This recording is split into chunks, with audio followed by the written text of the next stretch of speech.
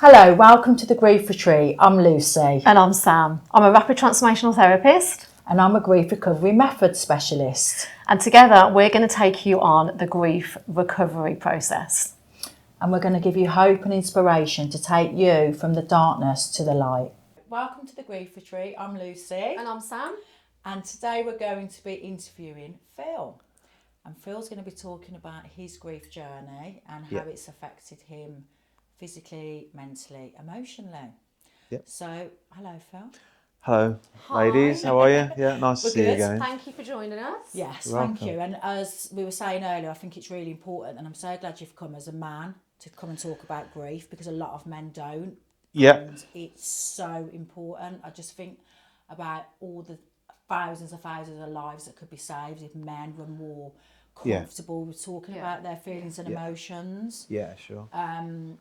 And actually, if men understood what grief was, would be really important. Mm-hmm. And so, do you want to just talk to us about your grief journey? And Yeah, well, first of all, I've got to sort of agree with you, concur that getting things out is better than keeping them in. yeah, I went through a long period when I lost my mum in keeping a lot of emotion and dark thoughts inside of myself and thinking that I can conquer everything because I'm quite a strong-minded problem solver.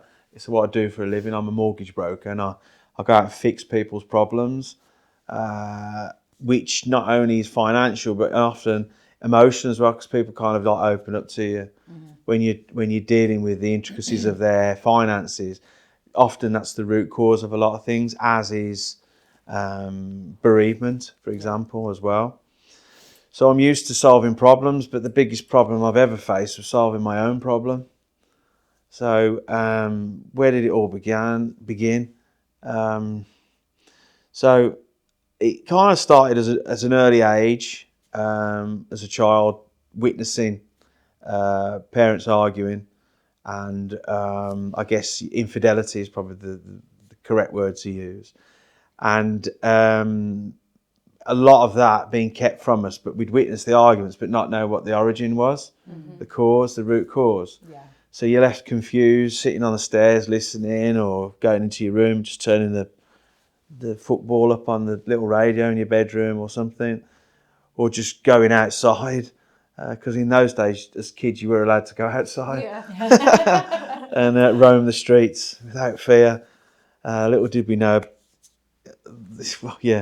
of the dangers of that. But that kind of like was instilled within me, that to keep things bottled up, to not let truth come out.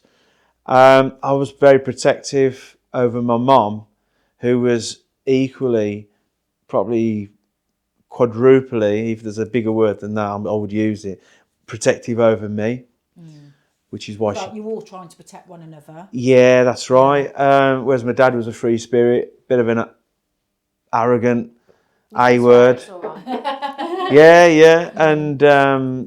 And so going through life, I kind of was used to dealing with things on my own, keeping a lot to myself, and sort of hit my 20s and did what a lot of people in the 20s do. I started going out more, socialising, the places that we all used to go. And enjoyed myself. And I think we use the description of a STURBS, where you use, is it short-term energy relief behaviours? I always get the RB bit at the end confused. But to numb the pain. Basically, Before you knew that, because obviously it's okay to say that I've coached you. Yeah, so you coached me, of course. Phil's one of my clients, and you would never have even known what a STURB was, would you? Would you have ever associated that to? To be honest, alcohol was never really around as a child. My mum definitely didn't drink, and my dad would always say he was going out. We never drank at home, so alcohol was never in the house, or anything worse than that. So I had quite a clean sort of upbringing. So to put a label on something, but then when I went to college, everyone was drinking, and I moved up from Somerset. I had a quiet life in the West Country, and then we moved up here because my grandma got ill and died, my mum's mum, and we moved up as a family, and my dad stayed down in Dorset with his business.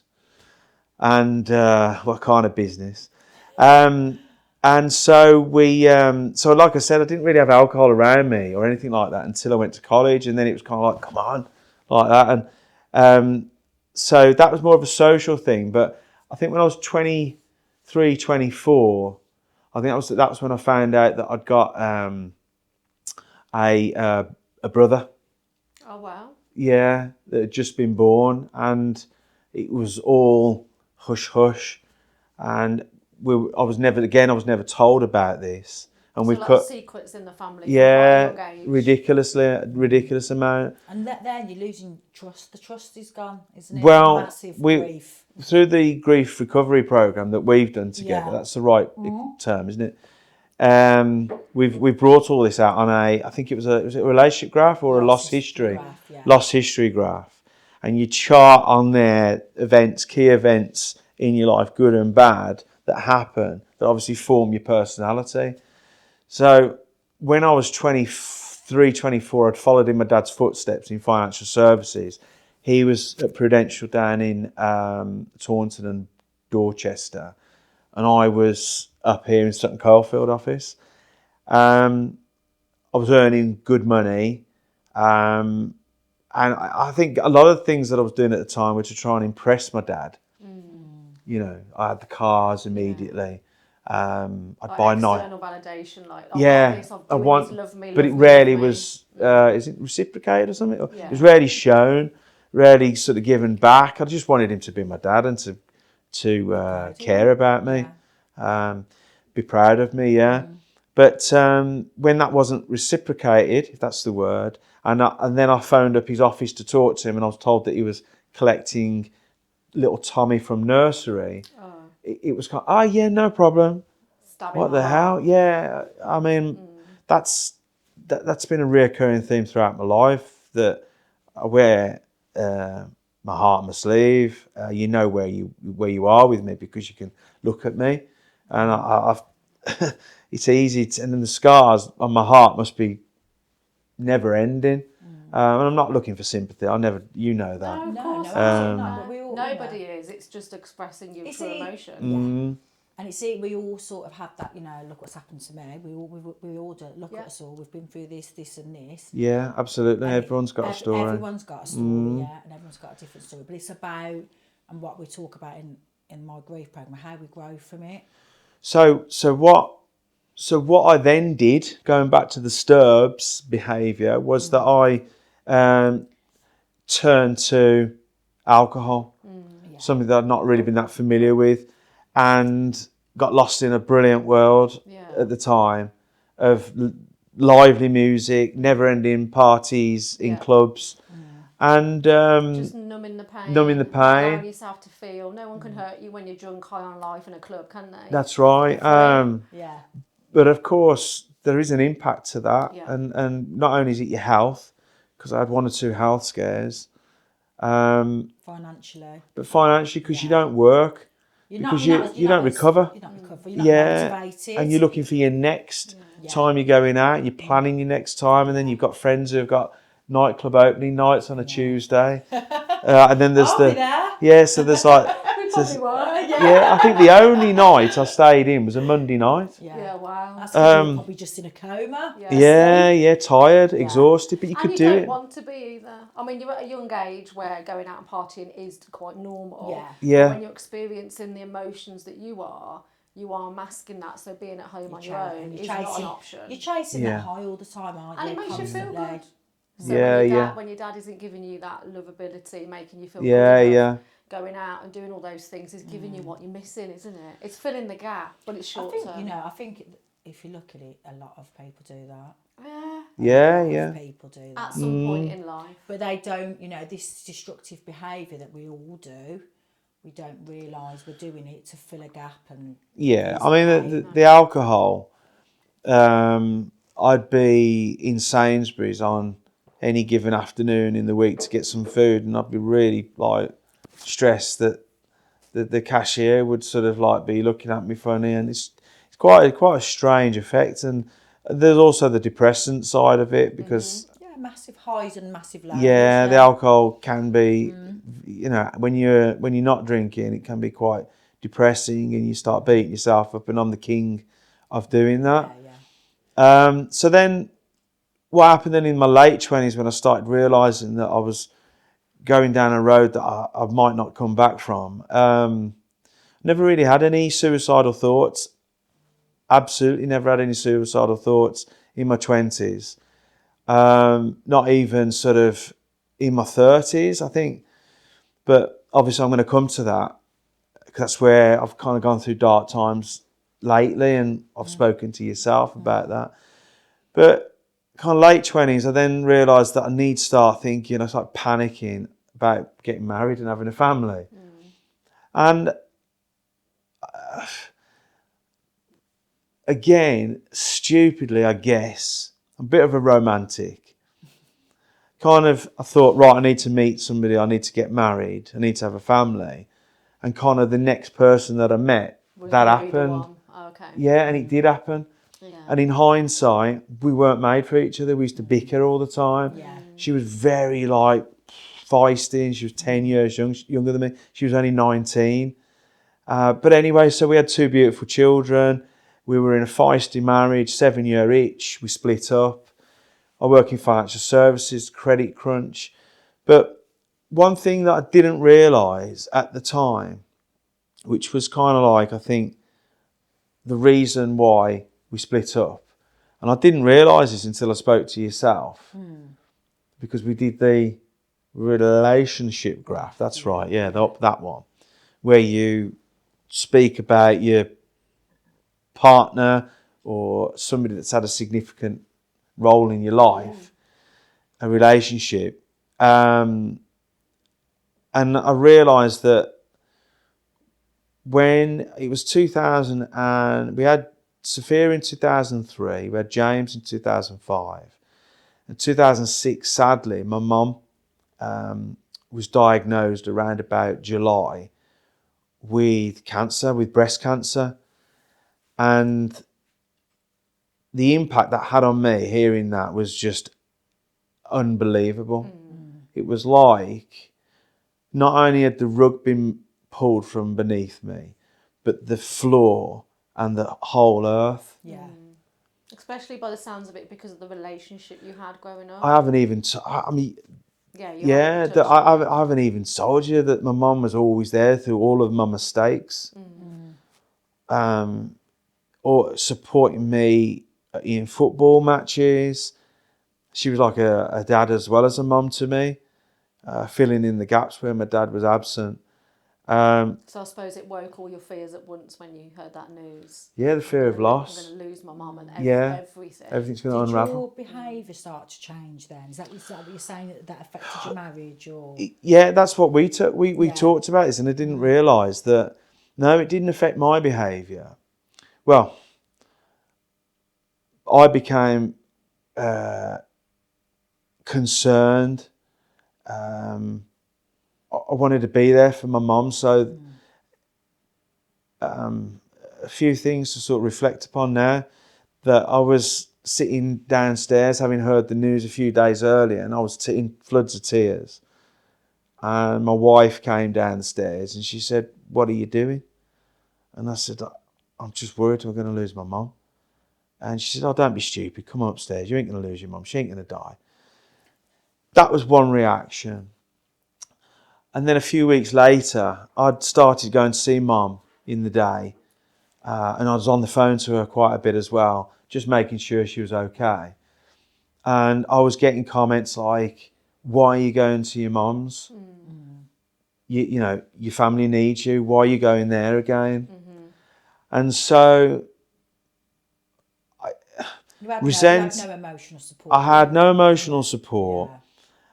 I wouldn't call it resentment, but I could see in myself that I started to not take any of the comments anymore from my wife easily.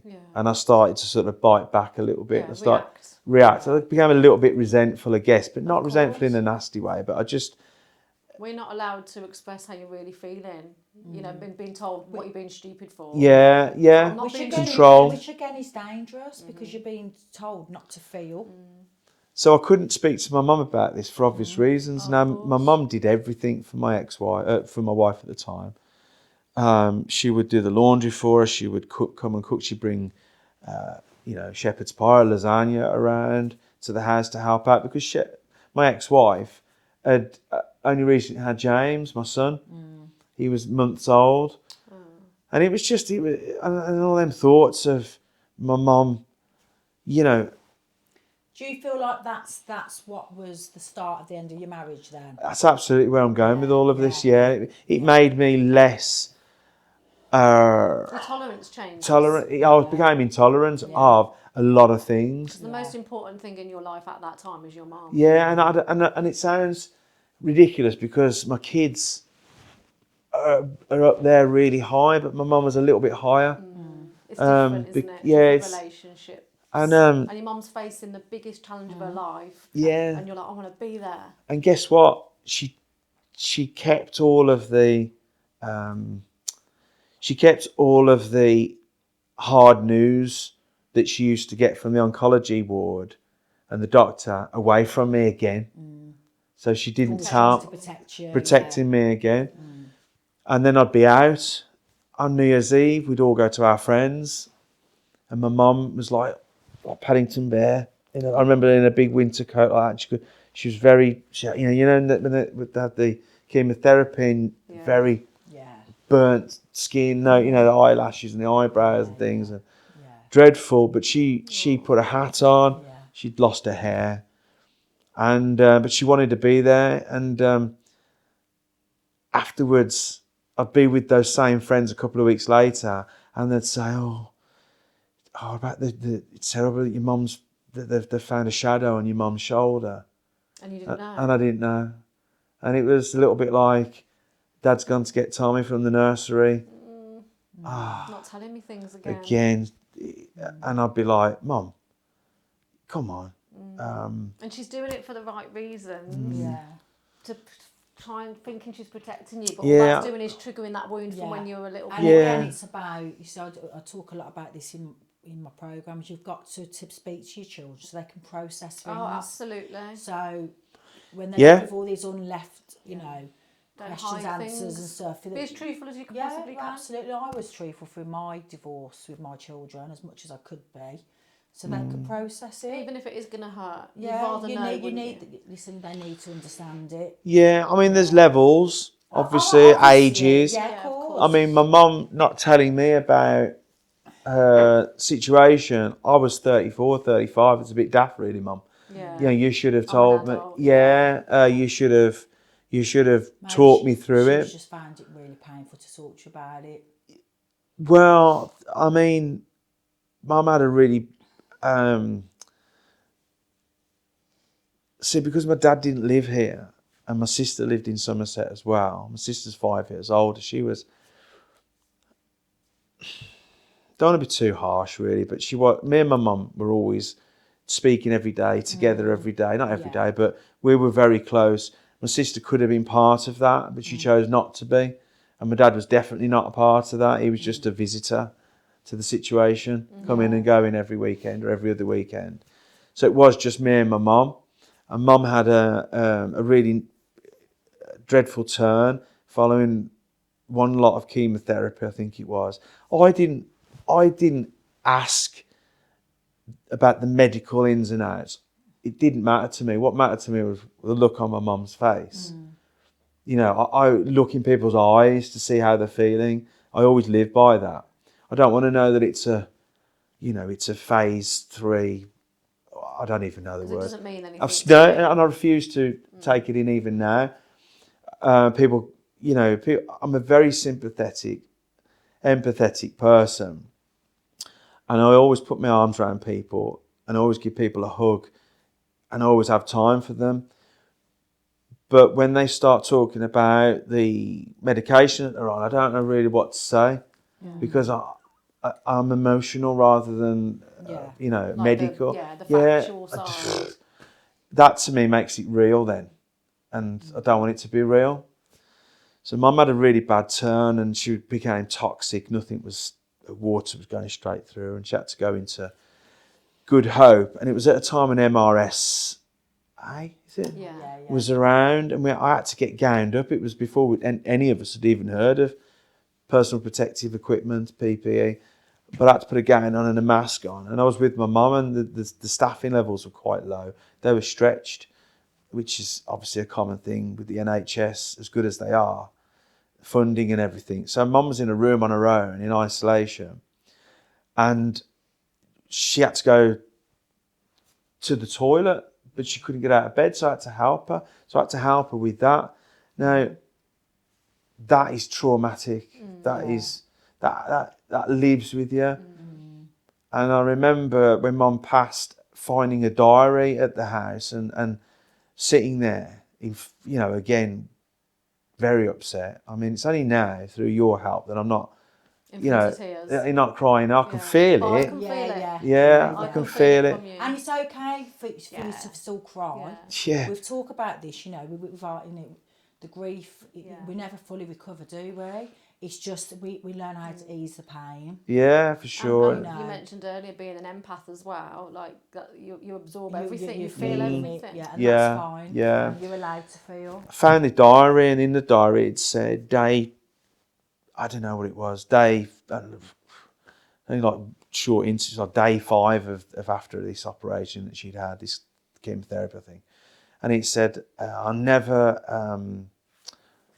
forget what Philip did for me, and this is. Oh, it's okay. Just take and your it was. time. She said I shouldn't ask. Nobody should ask their son to do that for them. But what he did was really kind, and. Just take a minute. But you did that Stuff, didn't you? yeah. It's things like that you do. You've got to think about that now, that you did that for her, okay? And that's something when you're in bed at night, you know that you was there for her through that time. Absolutely, yeah. Yeah. Doesn't make you feel.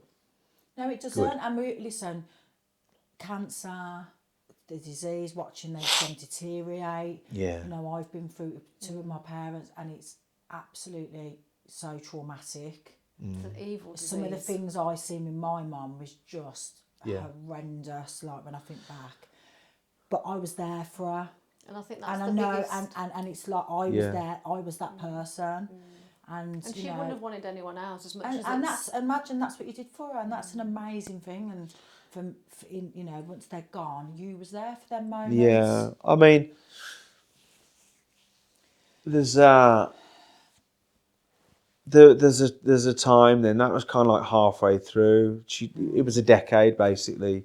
She was 55, only 55, and then she died when she was 65 on April the 16th in 2016, which will be it will be 8 years, won't it? No, 7 years. I'm sorry, 7 years. This coming April next year. So the last part of her life. She was admitted into St Giles Hospice, and they were absolutely fantastic. Both mums went there, didn't they? Then. Yeah, in Whittington. Whittington, and I can't thank them enough. Yeah. They gave us a family room, they gave me a room to sleep in, and we obviously, I didn't take the kids there because that would have been very traumatic.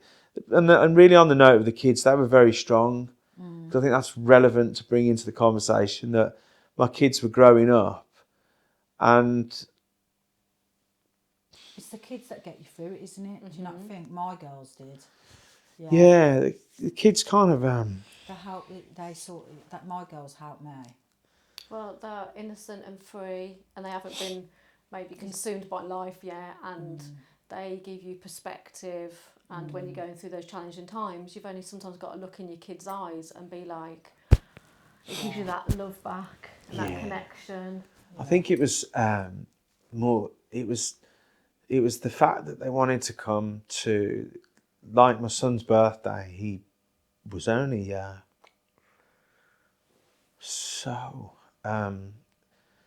he would have been sort of celebrating his 9th birthday at the time, maybe. Yeah, his 9th birthday. A very impressionable age at 9 as well. Yeah, isn't it? It's and- a weird age to, like, you're not teenagers, you're not independent Yeah, yet, yeah, but you're yeah. not a Yeah. child and you're not more. And my daughter would have been 11, and my son wanted to spend his birthday tea at St Giles. That's beautiful. So we, because I couldn't put that on them, we did the bangers and mash, which was his favourite at the time, and we took 4 plates, one each. That's me, my son and daughter at the time, and my mum, and we had bangers and mash, and then we played Scrabble. And mum obviously was very weak, but she loved playing board games with the kids, and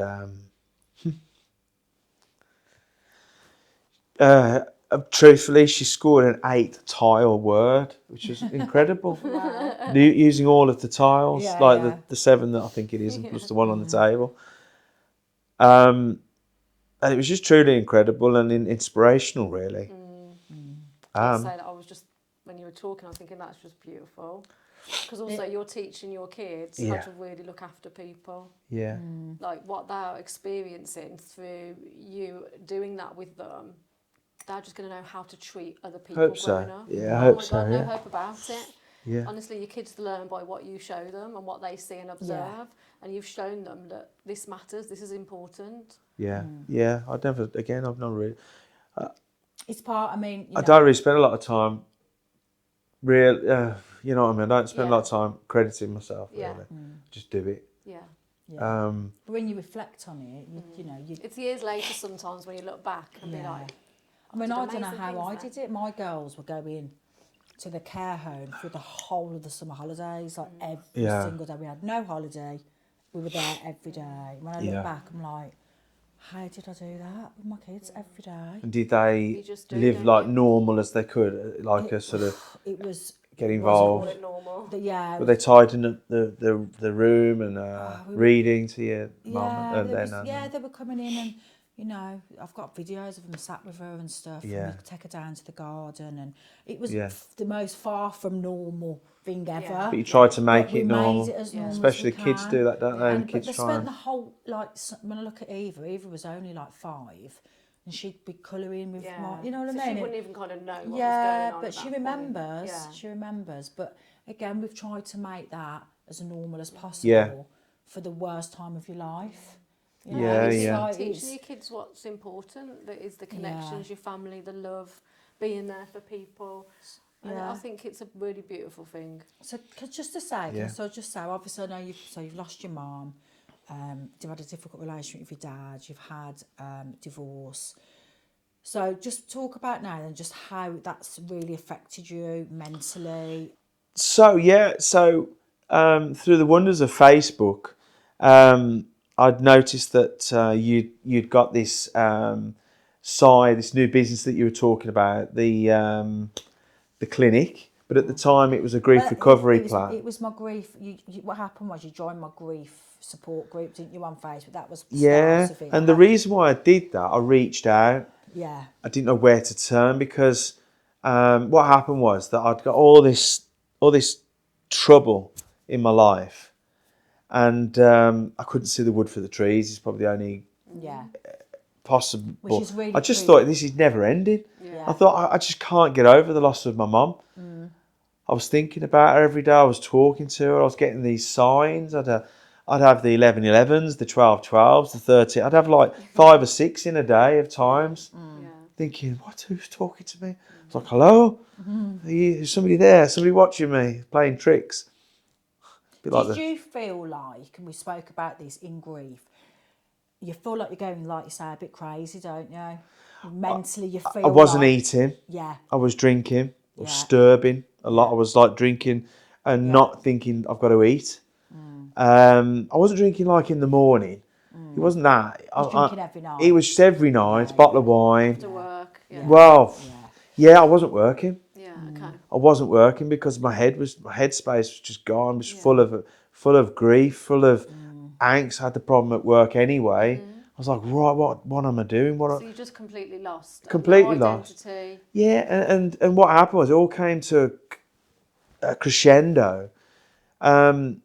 when Prince Philip, the Queen's husband, Prince Philip passed away on the Friday, and on the Saturday, Radio 2 were playing really, what's the word? Well, not compassionate songs, but Just really sad songs. melancholic. Yeah. And I hadn't eaten. I thought, right, I'm going to go to. I can't eat. I couldn't swallow because I was that hung up. I was like, I couldn't eat anything. So I thought, right, what's the That's really normal though. what's the thing I'm going to eat? Definitely KFC. So I thought, bottle of red wine, KFC, like drink neck it, and I'll be all right. At least I'll have some chicken in me. And It becomes a process though, not an enjoyable no, it was just, I thought, right. Doing the habit, doing the thing. So I got in my car. I hadn't eaten for 12 hours. I'd started to drink. I wasn't driving at that point because I hadn't got any booze in. But I thought, right, I'll drive to KFC, bottle of wine, I'm done. I put on the music, the Radio 2, and it was all this music for, for Prince Philip. Yeah. And Wind Beneath My Wings was on. Oh. And that was played at my mum's funeral. And I was like, whoa, this is massive. This, as soon as I've turned the ignition, Wind Beneath My Wings by Bette Midler. So I'm driving through Sutton, I'm thinking, right. And I have to say that in the car, I felt like I could just slam into a tree. I just thought, I was just fed up. It's had enough. I wasn't thinking logically. I wasn't thinking about my kids. Yeah, you're not. You know, I was thinking I'm better off dead. I've got life cover. I'm better off dead. You just want the pain to go. That's what it's about. You're in that It's much this pain here. You just want it to go. Yeah, it's that pain And you feel. again, you mentioned you don't feel like at that time there's any way out. No. That's how you feel. You're not thinking straight. Thinking straight. Yeah. I mean, the thought of leaving my kids is just impossible now. Yeah. But at the time, I just thought they're better off without me. Because I bring in, and Of course. grief. obviously, and you think to yourself, how many people take their own lives? That's the point. Yeah, they're at that point. At that point. And they're not as lucky as I, because the next song was Mike and the Mechanics, The Living Years. That was, I love that And when it all came out about my dad, he tried to get under me a little bit, and he phoned me and he said, he texted me, he said, have you ever listened to the song Mike and the Mechanics, Living Years? This was going right back many years ago. He sent me this text. So that song, like 10, 12, 15 years later, whatever, was then the next song, and there was no DJs. It was just the very next song after my mum's song. And I thought, wow, this is a sign, this is. So then I joined your group on Facebook, and then I inboxed you, messaged you saying, Lucy, I need your help. Yeah. And you said, what's up? And it all started, and I started the grief recovery program, It is. And I think which saved my life. It's really important. That's nice to know. No, thank you. It's very courageous because a lot of people don't. And I'm just going to say, thank God you was brave enough to do that. Yeah. Because that is a sign of courage and not weakness. And I think this is where we need to get to, is that showing your grief and your feelings and emotions, you're in pain, it's not weak, it's brave. And so many men, especially men, feel like it's weakness. Yeah. And this is, and they've got to hide, and they can't, show that they're low and they're feeling down, and if it's getting on top of them, they always want to show that they're strong, and I'm going to keep the family together. And, it's so common, isn't it? And God, please just come and talk to someone. You're going to struggle. It's life. We all need some help. Yeah. We all need some All guidance. of us at some point in our life need to help. reach out and say, "Can someone help me?" There's nothing wrong with that. So you've just lost somebody close to you, did you say? Sorry. Oh, only my granddad, yeah. But that's that's your granddad. Another loss. My biggest loss was my sister a few years ago. Right, But multiple losses really, so the same. So everything you're saying, I absolutely relate. Yeah, but I have to take my hat off to you because you seem quite strong. Yeah, well, strong. Well, I'm in the whole recovery healing zone now. Well, that's what. So Sam's gone on the same journey as me. So she's Yeah. literally going through continual healing journey. But the way you are today, you know, when you're having those tears and stuff, I remember there was a time where I couldn't even say my sister's name without crying. Yeah, I'd yeah. speak at events or my work, and I could feel it bubbling. Yeah. But now I years see. later, I can talk the about journey, it's and crazy. We did a exercise. I couldn't get my head around it, could I? What's the purpose, Phil? What's the purpose? Yeah. Lucy, I was like, Yeah. well, I don't know. I was like, I don't know what's the purpose. I was going to Google it. What's the purpose? No, and I was like, I can't get this, Lucy. NLP technique. Neuro-linguistic programming. Yeah. And is it okay just to say? Yeah, that's fine. So I'm really into the program now. Yeah. This was like 18 months ago. Yeah. And I'm thinking, right, this has got to work for me. And Lucy's saying, what's the purpose, Phil? I'm like, I really don't get this. So we're talking about, he's got a lot of self-doubt. So we're talking about self-doubt. And I'm saying to him, what's the purpose going of into a room? self-doubt? What's this? Breaking it all down. So I said, well, I go into a room and everyone thinks, oh, it's Phil, he's got loads of energy, he's really confident, and he's untouchable, like that. Inside, I'm like, complete opposite. There's so many people like that. So many people look confident. Yeah. They've got low self-esteem. And you said, what's the purpose? And I was like, and then I went, oh my God, I've got it. Well, it makes me stronger and it makes me push on through when I'm at work to do the job I'm there to do, because the net result of that is that I can give something to my kids. So I go through that to push me on to succeed, so that I'm giving my kids something, and I'm giving them the stability they need, but two, I'm also giving them the courage to push on through. And then I'll close my eyes. Well, I'll close my eyes anyway, and you said, right, just relax, go deeper. And we did this thing, and I can't remember what phase it was. What you seeing, the dove? The dove. Yeah. And Lucy was like, just close your eyes. I want you to close. Now go back 2 steps more. And I can. Well, I'll say what happened. I'm in this clear blue sky, best blue sky you've ever seen, and I'm flying. Well, I'm just like, I don't know, I wasn't doing that. And I'm like that. And then this dove has come alongside me. And then went away. And then I went in floods of tears, didn't I? And surprise. Yeah, but you had a massive shift there. Yeah, That time. it was. Energy shift, and it just, Yeah, and I was just like, really like, whoa, and let it all out. Thank you so much for talking to us. You're welcome, but if Sam. You had to leave welcome, Lucy. The people that are watching or listening with just one piece of advice that they should do moving forward, what would it be?